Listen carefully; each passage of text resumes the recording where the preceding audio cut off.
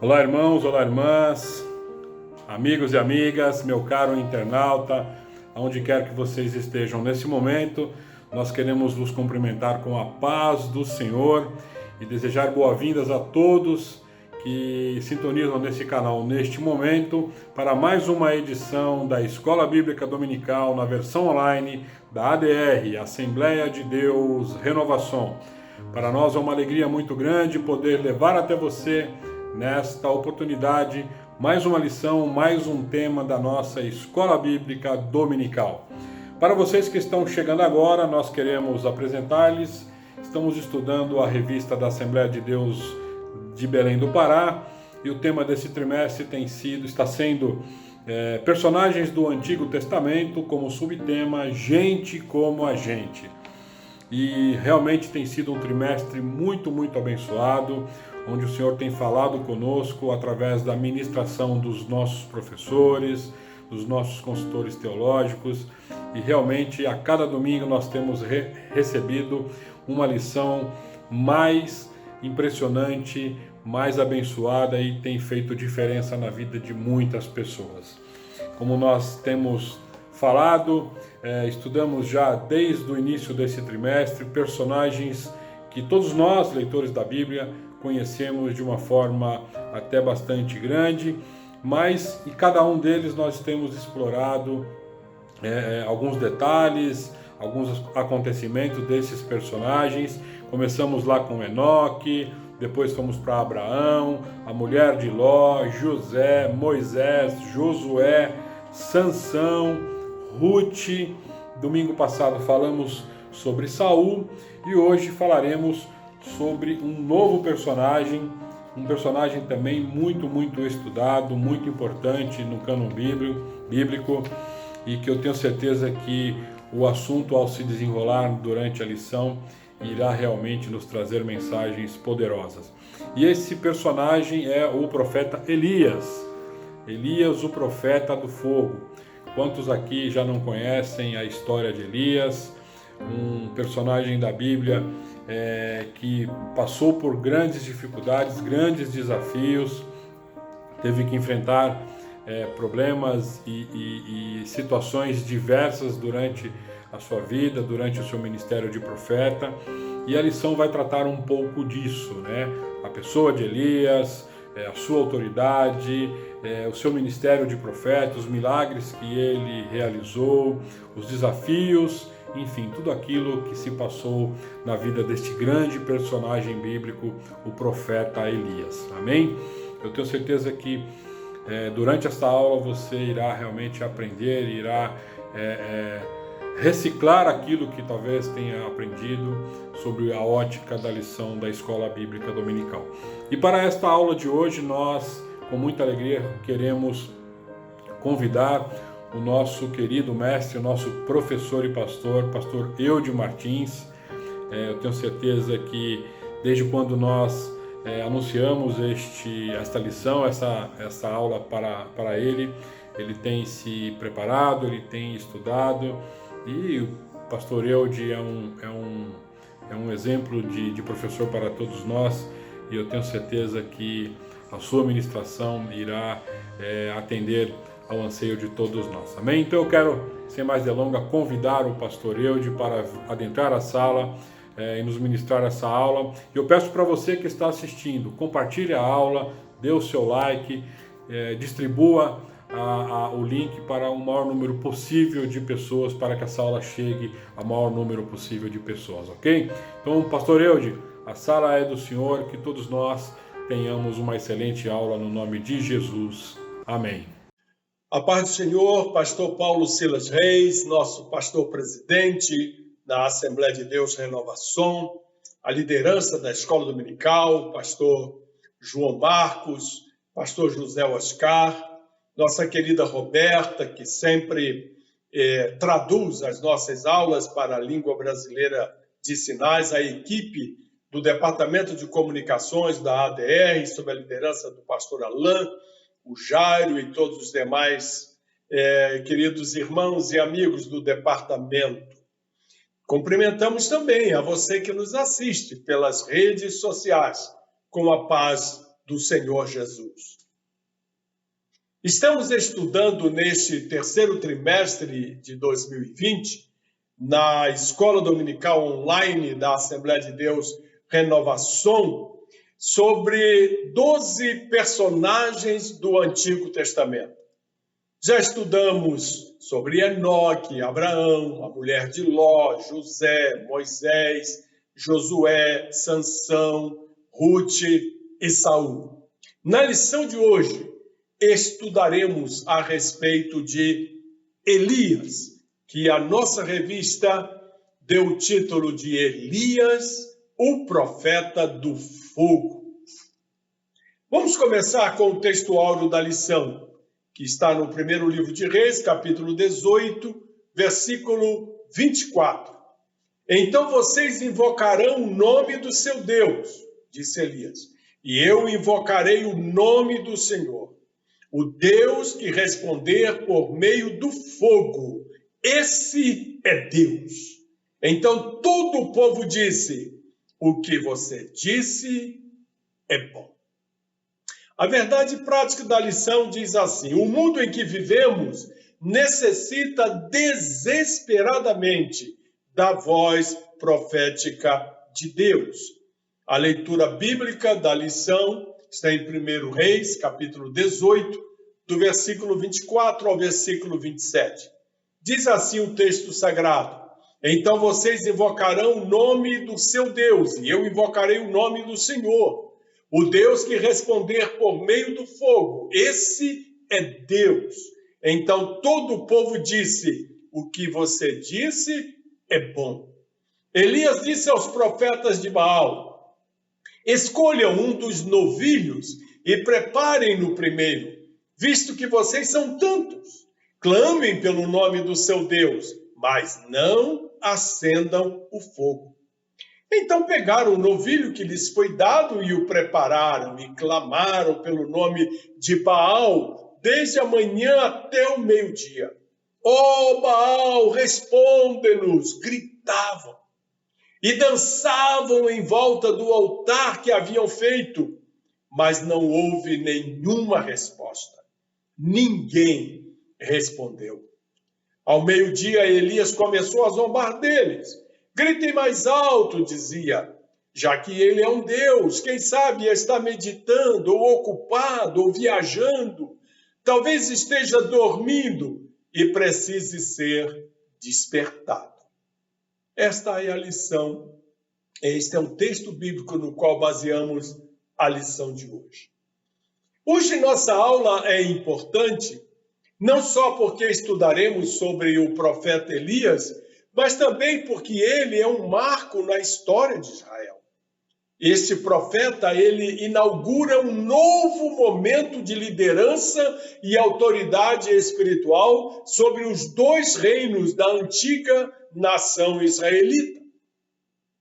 Antes de Elias, a nação era governada por um rei e um sacerdote. A partir do profeta Elias, a liderança muda de mãos. Agora, devido à idolatria do povo, e não só do povo, também do rei e até dos sacerdotes, Deus dá destaque ao ofício de profeta para orientar o povo de volta aos seus caminhos. Para uma melhor compreensão do ministério do profeta Elias, é importante apresentarmos um rápido panorama histórico. Com a morte do rei Salomão, o reino de Israel foi dividido em dois: o reino do norte, com a capital em Samaria, e o reino do sul, com a capital em Jerusalém. O reino do norte chamava-se Israel. Ele nasceu da rebeldia e foi criado na apostasia, mas coisas piores estavam por vir. Uma série de assassinatos no ano 886 a.C. conduziu à coroação de Onri, oficial de alta patente do exército, muito capaz e agressivo. Onri, em pouco tempo, equilibrou as forças do país, construiu e fortificou a capital Samaria e impressionou tanto os assírios que 100 anos mais tarde, Israel ainda era conhecido entre os assírios como a terra de Orni. O casamento de seu filho Acabe com a princesa fenícia Jezabel mostra que Omri mantinha boas relações com a Fenícia, parceiro comercial importante. E Acabe deu prosseguimento a essas boas relações com a Fenícia, até porque casou-se com a princesa fenícia, a Jezabel. É provável que muito da riqueza de Samaria, revelada pelas escavações arqueológicas, tenha sua origem na diplomacia e na capacidade de governo de Omri. Nas Escrituras, porém, a ênfase não está nos assuntos políticos ou econômicos do povo de Deus. Em vez disso, as Escrituras concentram-se nas dimensões religiosas e morais. E, nesse sentido, o destaque da vida de Omri foi sua descendência, pois é mencionado como o pai de Acabe. Sem dúvida, o rei mais ímpio até aqueles dias. Analisemos o reinado de Acabe. Como líder político e militar, Acabe saiu-se muito bem. Foi eficaz ao derrotar a Síria, inimiga de Israel, participou da coalizão de exércitos que conteve a invasão do grande exército assírio. Ele conseguiu manter as fronteiras do país. Economicamente, Israel também prosperou nesse período. A aliança com a Fenícia significa abrir as rotas comerciais marítimas para Israel, pois de outra forma não teriam acesso ao mar. E, como está registrado em 1 Reis 22, 39, o grande palácio que Acabe construiu com revestimento de marfim dá testemunho da prosperidade da terra. Mas essa mesma aliança com a Fenícia abria as portas também para a entrada da idolatria em Israel. O casamento de Acabe com Jezabel, devota de Baal, levou a um confronto direto. Jezabel não estava satisfeita com a coexistência dos dois cultos e insistiu em que o culto a Baal deveria substituir totalmente a adoração ao Senhor Deus. Ela não somente exterminava os profetas do Senhor, como está registrado em 1 Reis 18, como também importava centenas de profetas de Baal para instituir centros de adoração a esse Deus pagão. À medida que se desenvolvia, a religião cananeia passou a concentrar-se nas estações do ano. E atividades rituais específicas eram exigidas para garantir as tão esperadas chuvas. Uma das principais características desses rituais era a prostituição por ambos os sexos, como registrou Amós no capítulo 2 de seu livro. E às vezes os ritos incluíam até sacrifícios de crianças, como foi mencionado pelo profeta Jeremias no capítulo 19 de seu livro. É nesse contexto que nós vemos Elias, o mais conhecido dos profetas da primeira fase de Israel, opondo-se completamente a essa apostasia e às tentativas de instituí-las. E, juntamente com outros profetas, Elias enfrentava com regularidade o rei e sua esposa pagã, conclamando Israel ao compromisso com Deus. Vamos então ao personagem da lição de hoje, Elias. É interessante que a Bíblia nada informa a respeito da vida de Elias, a não ser que morava em Gileade e que era tisbita, ou seja, que nasceu em Tisbé, um lugarejo obscuro da região de Gileade.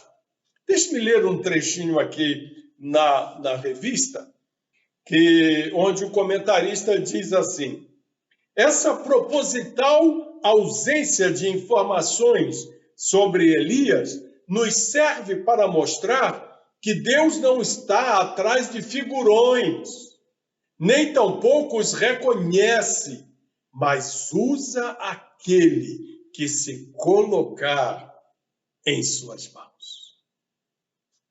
Elias aparece repentinamente para anunciar a Acabe, que está registrado em 1 Reis, capítulo 17, no primeiro versículo, onde Elias diz assim a Acabe: juro pelo nome do Senhor, o Deus de Israel a quem sirvo, que não cairá orvalho nem chuva nos anos seguintes, exceto mediante a minha palavra. Esse juízo é significativo. A adoração que Acabe e Jezabel ofereciam a Baal era o culto à fertilidade. Acreditava-se que Baal garantiria as chuvas e as colheitas. Elias, portanto, estava desafiando Baal em nome do Senhor, exatamente no que se supunha estar a força de Baal.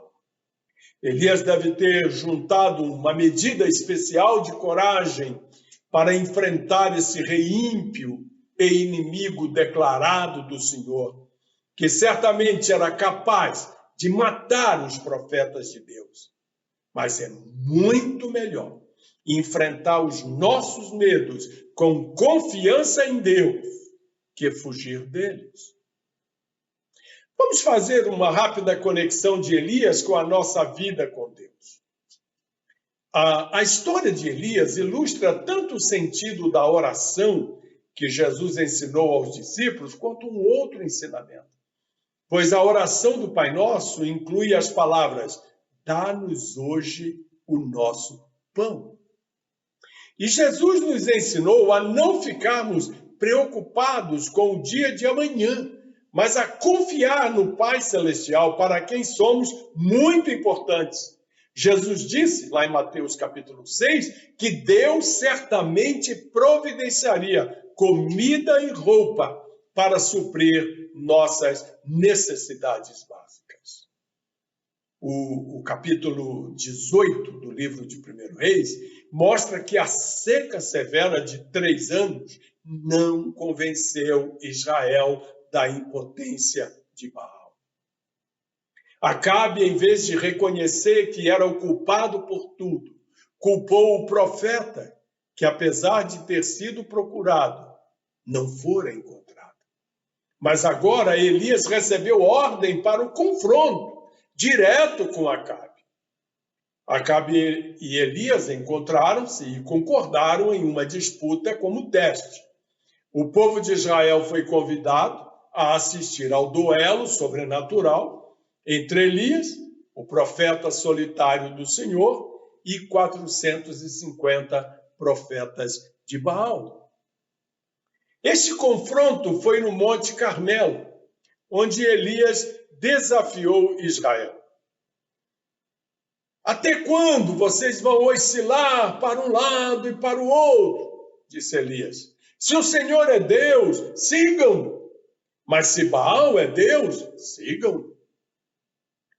Após um dia inteiro de oração ineficaz, os profetas pagãos foram incapazes de produzir fogo no altar. Mas Deus respondeu imediatamente à oração de Elias e com um holocausto ardente, queimou não somente a oferta colocada sobre o altar encharcado de água, mas até mesmo as pedras do altar. O povo que presenciou a cena convenceu-se da natureza de Deus e matou os profetas pagãos que haviam poluído o povo e a terra de Deus. após essa indicação do retorno de Israel a Deus, Elias anunciou a volta das chuvas. Elias havia experimentado um grande triunfo. Mas se Acabe estava temporariamente amedrontado, Jezabel não estava. Quando soube o que havia acontecido e como Elias havia matado seus profetas, a rainha ímpia jurou que mataria o profeta até o dia seguinte. E, de repente, Elias foi inexplicavelmente atingido por um medo aterrorizante. E, tomado de pânico, ele esqueceu sua fé e simplesmente fugiu. A fuga de Elias após a vitória demonstra mais uma vez como eram humanos os profetas. O mesmo ocorre conosco. Os grandes triunfos, muitas vezes, são seguidos por períodos de depressão. O grande ápice de Elias no Carmelo foi seguido de uma desesperadora depressão. Este episódio nos é útil de diversas maneiras. Em primeiro lugar, faz-nos entender que os grandes personagens da Bíblia eram de fato mortais como nós. Podemos identificar-nos com eles e elas.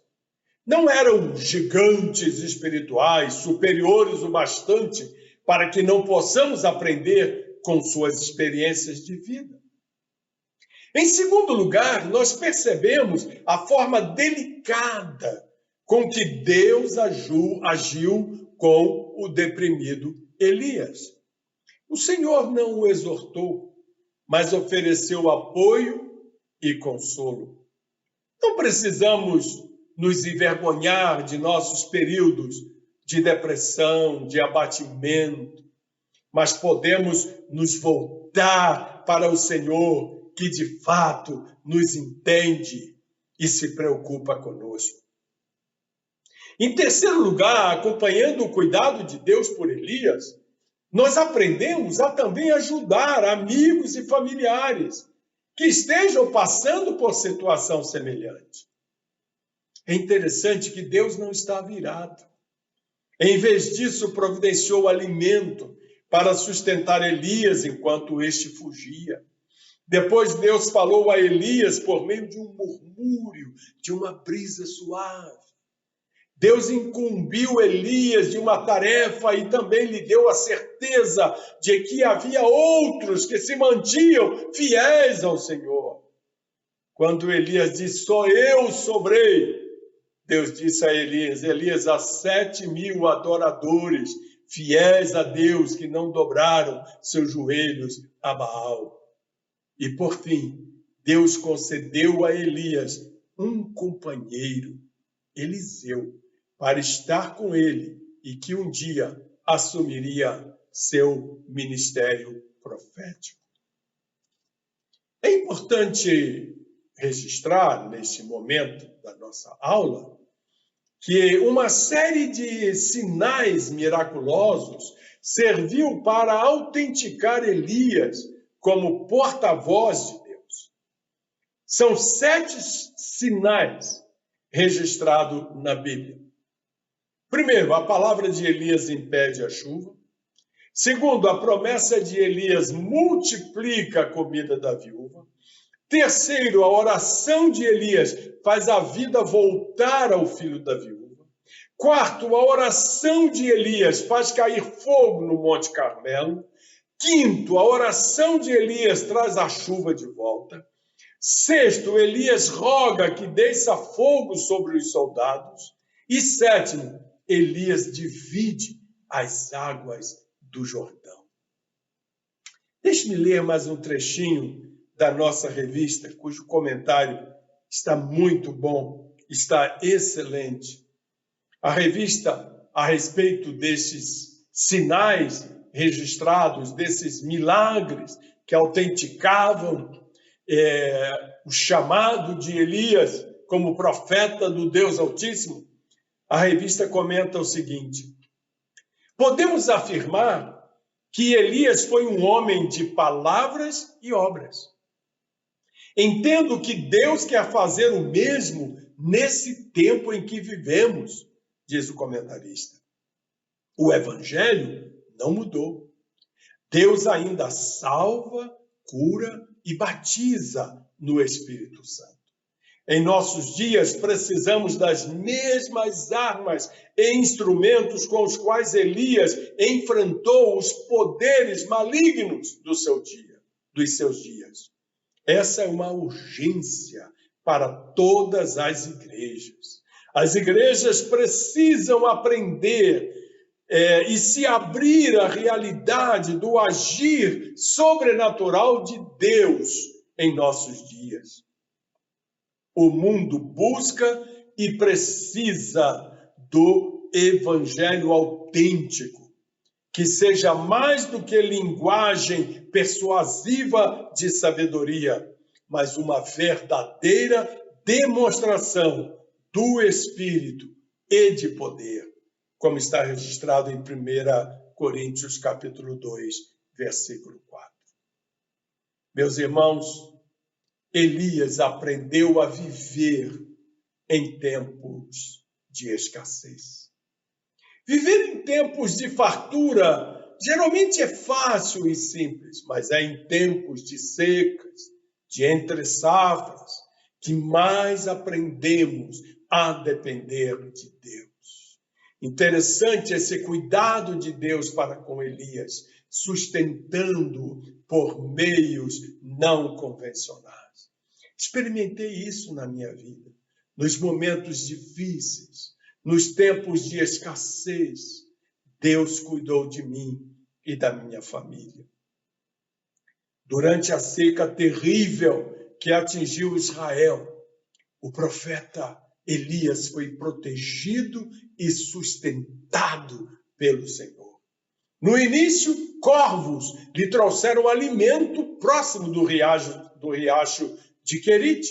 Quando o riacho secou, Deus enviou Elias para Sarepta, fora de Israel, em território controlado por Sidom.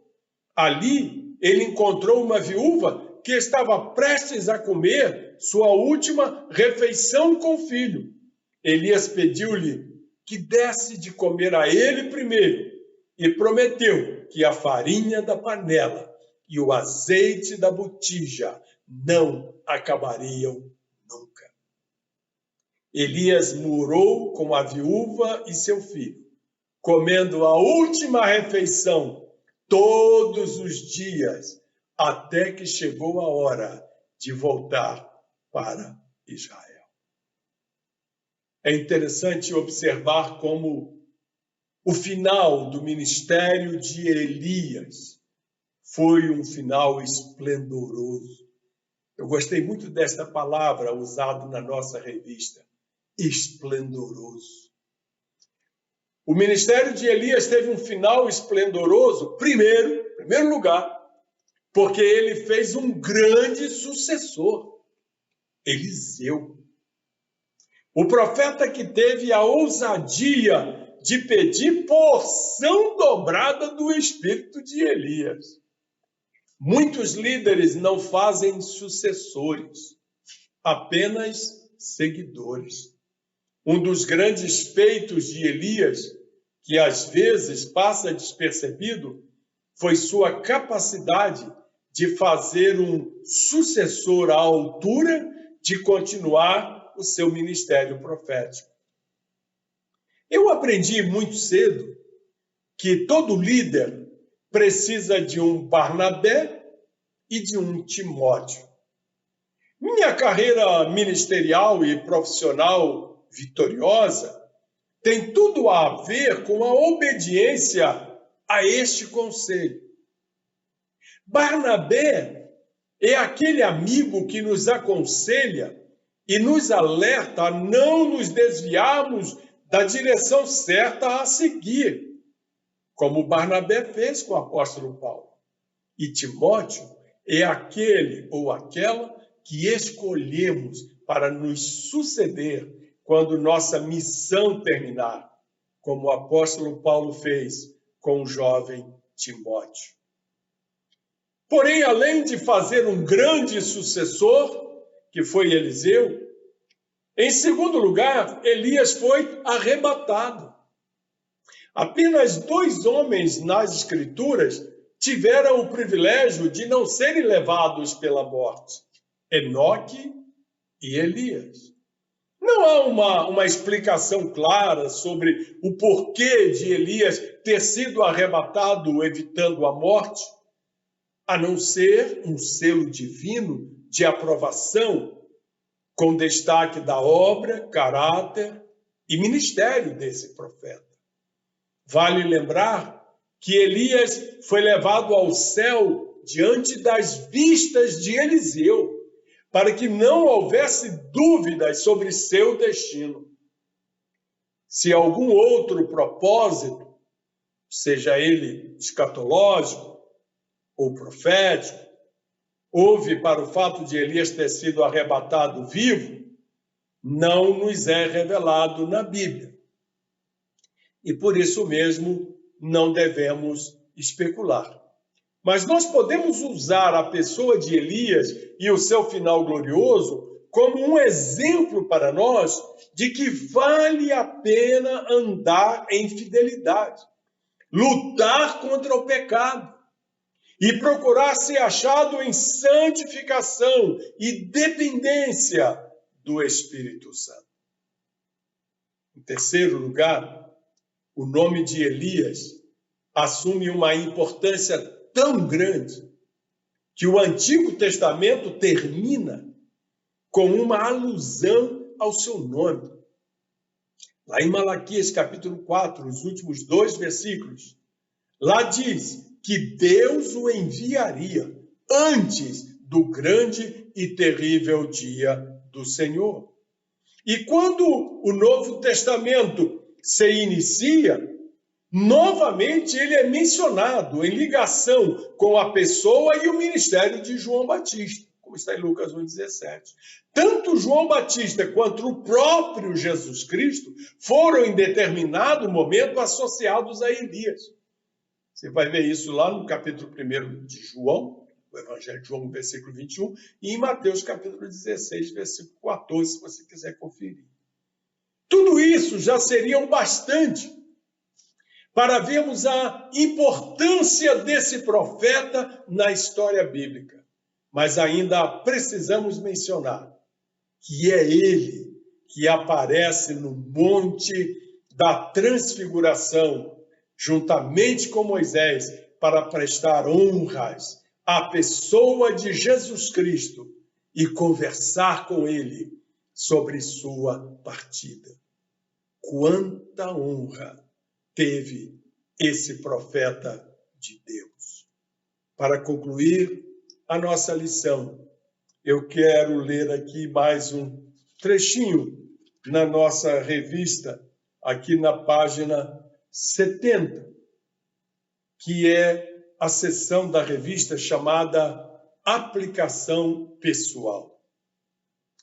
A lição deste domingo sobre Elias termina dizendo assim: será que os dias de Elias não se assemelham aos nossos? Havia maus governantes, fome, manipulação da religião e uma profunda crise moral e religiosa, que era o culto a Baal. Diante desse contexto, será que destoamos da nossa geração ou seguimos acomodados? Que nossos irmãos e irmãs em cargos públicos, que nossos representantes nos parlamentos, municipal, estadual e federal, que os prefeitos, governadores, presidente da República, que se identificam como cristãos, que todos eles possam ser guardiões dos princípios e valores morais e éticos da Bíblia. Que Deus abençoe a todos, em nome de Jesus. Amém. Amém, amém. Graças a Deus. Que aula maravilhosa, que aula espetacular, fantástica, que o pastor Eude nos trouxe e que muito alegra o nosso coração e que, como eu disse, tenho certeza que irá fazer diferença na vida de todos nós. Pastor Eude, que Deus continue abençoando a sua vida, o seu ministério, pastora Gessi, e que essa unção, essa graça em ensinar se perpetue na sua vida e o Senhor possa realmente transmitir esse conhecimento a todos nós por muitos e muitos anos. Amém? Compartilhe, pessoal, compartilhe essa aula, dê o seu like ali, pois eu tenho certeza que essa aula irá mudar vidas. Amém? Eu quero orar com vocês, agradecendo a Deus por esta aula, por esta oportunidade de estar aqui, levando até vocês a ministração desta aula. A Escola Bíblica Dominical tem sido realmente uma bênção na vida de todos nós e realmente tem trazido e tem feito diferença na nossa igreja, e eu tenho certeza que aonde quer que essas mensagens estejam chegando. Amém? Oremos. Deus de amor, Deus de bondade, graças te damos, ó Senhor, ó Deus, pela aula ministrada neste dia, Senhor, neste momento, ó Pai. Pedimos a tua bênção sobre a vida do teu filho, pastor Eude, que o Senhor conceda a ele muitas e muitas bênçãos, ó Pai, mantendo-o com graça e unção, ó Deus, na ministração da tua palavra, Senhor. Meu Deus, que esta palavra encontre guarida em cada coração, ó Pai, e que ao ouvir, ó Pai, a palavra possa transformar e possa, Senhor, edificar a vida dos ouvintes, ó Pai, dos teus filhos, ó Senhor. Abençoe a nossa igreja, o pastor da nossa igreja, o pastor Paulo Silas, todos os professores da EBD, Senhor, fica com eles, ajuda eles em tudo, ó Pai. Nós te louvamos e bendizemos, pois oramos no nome de Jesus. Amém. Amém, queridos, muito obrigado. Eu quero agradecer de coração ao pastor Paulo Silas Reis, pastor presidente da nossa igreja, que tem nos apoiado nesse trabalho, a todos os pastores, a todo o ministério da nossa igreja, aos professores da Escola Bíblica Dominical, a toda a diretoria da EBD, porque sem a ajuda e a presença e o carinho de vocês, esse trabalho fica mais difícil, né? Então, a Deus toda a glória, mas ao nosso agradecimento a todos vocês que têm nos ajudado nesse trabalho. Amém? Que todos possamos realmente desfrutar, né, da aula, das aulas da Escola Bíblica Dominical e que realmente façam diferença na vida de todos nós. Amém? Acompanhe os nossos trabalhos nas nossas mídias, nossas redes sociais, no YouTube, no Facebook, e compareça aos nossos cultos presenciais. Todos os domingos, às 10 horas da manhã e às 18 horas na nossa igreja, na Alameda Juruá 762, nós estamos ainda sob o protocolo do Covid-19, mas nós temos ali um lugar te esperando para cultuar a Deus conosco. Amém? Todos os domingos, então, às 10 e às 18 horas, os nossos cultos presenciais. E a agenda da nossa igreja, nas nossas mídias sociais, você pode ter também todos os trabalhos, cultos online, enfim, toda a programação da ADR, nós estamos constantemente divulgando para todos vocês aqui. Amém? Eu quero agradecer mais uma vez pela atenção de todos e dizer que no domingo que vem, se Jesus não voltar, nós teremos uma nova aula a partir das 9 horas da manhã. E a aula será também de um personagem muito, muito, muito interessante. Vocês vão adorar, vocês vão gostar muito. Aqueles que puderem acessar a sua revista para ler a sua revista, eu acho que isso vai ajudar em muito na compreensão das nossas aulas. Amém? Muito obrigado, que tenhamos todos um bom dia na paz do Senhor. Essa é a sua Assembleia de Deus Renovação, a ADR, na visão 2020. Tenham todos um bom dia na paz do Senhor. Amém.